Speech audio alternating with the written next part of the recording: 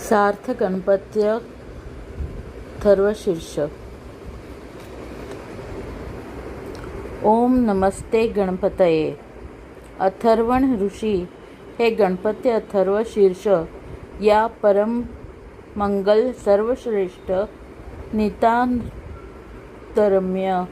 वैज्ञानिक सूक्ताचे दृष्टे आहेत. बुद्धीला व मनाला शांत व पवित्र ठेवण्यासाठी अथर्वशीर्ष पठन करावे असे अथर्व ऋषींनी सांगितले आहे. हे एक उपनिषद आहे. उपनिषदाचा मुख्य विषय ब्रह्मज्ञान आहे.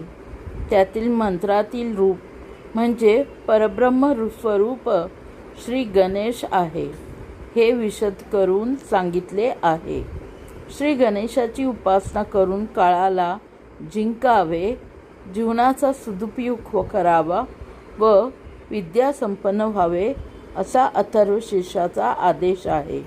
निर्गुण, निराकार, सगुण, साकार असे श्री गणेशाचे 3 रूपांत सुंदर वर्णन उपनिषदात केलेले आहे.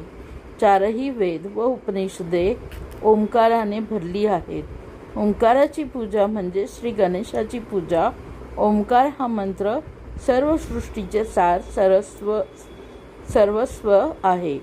ओम गणानां त्वा गणपती हवामहे कविनापूर्मं श्रवस्व. ज्येष्ठराज ब्रह्मणस्पत आनः शृण्वन्तु सीदसादनम्.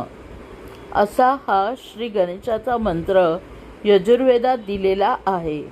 ब्रह्म, विष्णू, रुद्र, इंद्र, अग्नी, वायू, सूर्य, चंद्रमा आपणच आहात. आपणच परब्रह्मरूप आणि भूर्भुवस्व आणि प्रणव आहात असा मंत्र श्री गणेशाला उद्देशून अथर्वशीर्ष या उपनिषदात आलेला आहे. गणेश ही देवता सर्व विद्यांचा नाश, विघ्नांचा नाश करणारी आहे. कोणत्याही शुभकार्याच्या आरंभी गणेशाचे स्मरण पूजन करणे अत्यंत आवश्यक आहे. सर्व कार्ये निर्विघ्न पार पडावी व त्यापासून इष्टफलांची सिद्धी व्हावी यासाठी श्री गणेशाची पूजा केली जाते. श्री गणेश हा बुद्धिदाता आहे.